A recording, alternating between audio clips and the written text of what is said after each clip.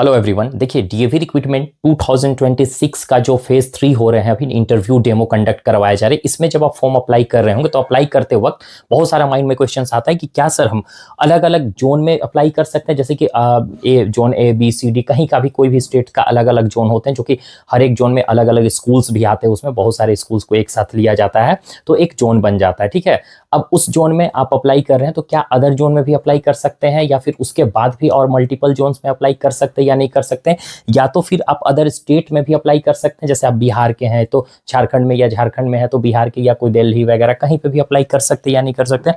दूसरी बात कि अदर स्टेट वाले कैंडिडेट अप्लाई कर पाएंगे कि नहीं कर पाएंगे, वही चीज़ है। बिहार तो इस झारखंड में अप्लाई कर पाएंगे, या फिर आप दिल्ली में है तो आप यूपी में अप्लाई कर पाएंगे या नहीं कर पाएंगे, तो सारा कुछ आपको क्लियर कर देंगे। और एक चीज़ और क्वेश्चंस क्या होंगे आपको इंटरव्यू डेमो के लिए, तो देखिए इंटरव्यू डेमो का अभी जब आप अप्लाई करेंगे ना तो इंटरव्यू आपका डेमो भी होगा। ठीक है, कुछ कुछ का डेमो नहीं होगा, इंटरव्यू सबका होगा, चाहे टीचिंग हो चाहे नॉन टीचिंग हो। तो देखिए इसके लिए अभी तो हम वीडियो आपको नहीं बना पा रहे, लेकिन हम आपको कुछ एक टिप्स दे रहे हैं जो कि सिर्फ 90 रुपीज़ में आपको पे करना है। इसमें बहुत सारा टिप्स दिया गया है, हम आपको लास्ट में इसके बारे में बताएंगे। जो भी इंटरेस्टेड कैंडिडेट होंगे लास्ट में वीडियो को देख लीजिएगा, कैसे पे करना है, कैसे इसको लेना है, वो आप सारा कुछ क्लियर कर देंगे।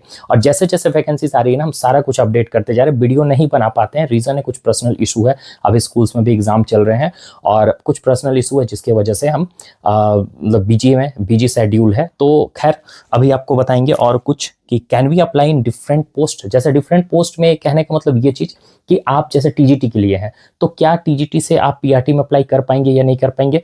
जैसे कि आप सीबीटी क्वालिफाइड होंगे पीजीटी के लिए तो आप टीजीटी में अप्लाई कर पाएंगे या नहीं कर पाएंगे। तो ऐसे देखिए, ये वाला हम सिंपली आपको अभी बता दे रहे हैं। आपका पेक सर्टिफिकेट में लिखा हुआ होगा, ठीक है ना, कि आप वो हायर से लोअर जा सकते हैं, लोअर से हायर नहीं जा सकते। यानी कि आपने पीआरटी में अप्लाई किया तो आप चाह रहे कि क्या हम टीजीटी में अप्लाई कर दें इंटरव्यू डेमो के लिए, तो ऐसे नहीं हो सकता है। ऊपर में अगर आप टीजीटी के लिए अप्लाई किए हो तो टीजीटी से आप पीआरटी में जा सकते हो, या तो पीजीटी से आप टीजीटी पीआरटी में भी जा सकते हैं, लेकिन उसके अकॉर्डिंग आपके पास डिग्री भी होना चाहिए। अब जैसे हायर है तो लोअर वाला डिग्री तो होगा ही होगा, लेकिन उसके साथ सीटेट भी होना चाहिए आपका। तो इस बात का ध्यान रखिएगा कि आपका जो पूछा जा रहा है, अगर लोअर पोस्ट में अप्लाई कर रहे हैं तो उसका आपके पास डिग्री होना चाहिए। वो चीज़ ध्यान में रखते हुए, अदरवाइज पता चला कि आप पीआरटी में अप्लाई कर दिए, डिग्री भी नहीं है, तो वहाँ पे रिजेक्ट भी हो जाएंगे। तो जो पोस्ट है वही पोस्ट के लिए अप्लाई कीजिए, ज़्यादा बेटर होगी आपके लिए, है ना।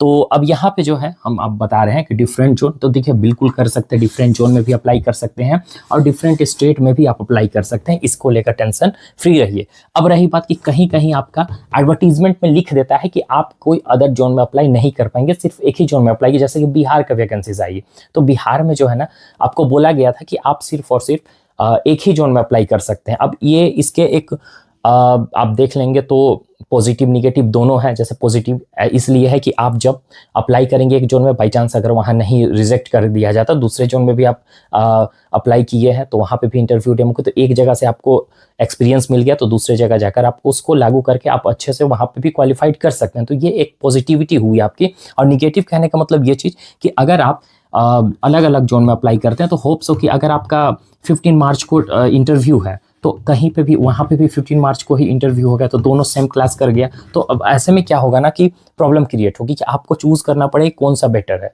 तो ऐसे में आप चूज़ नहीं कर पाएंगे। तो एक ये आपका निगेटिव है। खैर ये उतना ज़्यादा नहीं है, आप अप्लाई कर दीजिएगा, जहाँ पे भी अप्लाई करने का मौका मिल रहा है अप्लाई कर दीजिए, क्योंकि आपके पास एक ही साल का वैलिडिटी है, एक साल के बाद आपका एक्सपायर हो जाएगा, तो बार बार अप्लाई करने का मौका नहीं मिलेगा। तो इस बात का आप ध्यान रखिएगा। अदर स्टेट में भी आप अप्लाई कर सकते हैं, अप्लाई करके देखिए, ट्राई कीजिए, कोई प्रॉब्लम नहीं है। इंटरव्यू दीजिएगा तो आप ही का बेनिफिट होगा, आप ही का एक्सपीरियंस होगा, तो उसमें कहीं कोई कंफ्यूजन नहीं होगी। लेकिन हाँ, जब भी एडवर्टीजमेंट आएगी उसमें चेक कर लीजिएगा कि कहाँ इसमें क्या बोला गया, अच्छे से पढ़ कर ही अप्लाई करिएगा। अगर नहीं बोला गया तो आप मल्टीपल पोस्ट के लिए या मल्टीपल जोन में अप्लाई मत कीजिएगा, आप पढ़ लीजिएगा अच्छे से, उसके बाद ही अप्लाई करेंगे, ठीक है।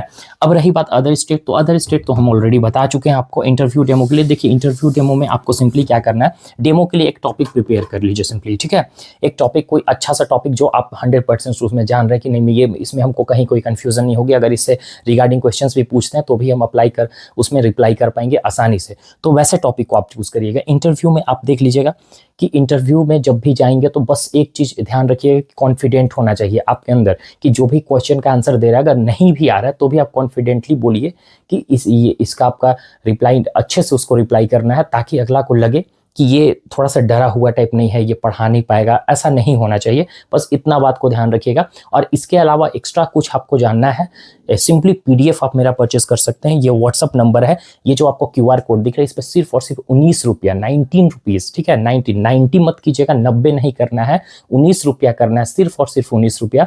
और करके आप इस व्हाट्सअप नंबर पे, यहाँ पे भी दिख रहा होगा, पे करके आप सिंपली मैसेज कर दीजिए, स्क्रीनशॉट के साथ आपको कुछ देर में प्रोवाइड करा दिया जाएगा। इसमें आपको पीडीएफ मिल जाएगा और रिज्यूम कैसे बनाना है, बायोडाटा, उसका भी एक आपको डॉक्स फॉर्मेट में देंगे ताकि आप उसको एडिट कर पाए। 3-4 है, उसमें से जो अच्छा लगे उसको सेलेक्ट करके बाकी सबको डिलीट करके आप आसानी से उसमें रिज्यूम को बना लीजिए, ताकि वो इन फ्यूचर आपको कहीं पर भी काम देगा। ठीक है, हर जगह रिज्यूमे नहीं मांगा जाता है, लेकिन हाँ, आपको रख लीजिएगा, ज़्यादा बेटर होगा आपके लिए। उसमें टीएलएम कैसे बनाना है, प्लस में आपको लेसन प्लान कैसे बनाना है, इंटरव्यू का टिप्स है, कुछ कॉमन क्वेश्चन है जो कि पूछे जाते हैं, ये सभी के लिए, टीचिंग हो या नॉन टीचिंग हो, सभी के लिए है ना। ओके, तो इस बात का आप ध्यान रखिए। अगर इसको परचेस करना तो सिंपली आप इसको ले सकते हैं आसानी से, व्हाट्सअप नंबर पर मैसेज करके भी आप ले सकते हैं, अगर यहाँ से पे नहीं हो पा रहा है तो। ओके, तो होप सो आपको इस वीडियो में क्लियर हो गया होगा। अब हम कोशिश कर रहे हैं ये कंटिन्यू आपको आपके लिए वीडियो लाने के लिए। Okay, bye, take care everyone.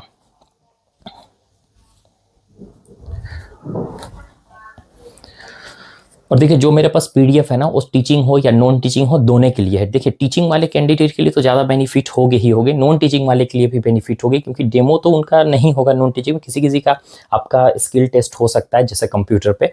तो आप लोग दोनों ले सकते हैं, चाहे टीचिंग में हो चाहे नॉन टीचिंग में, दोनों को बेनिफिट करेगा।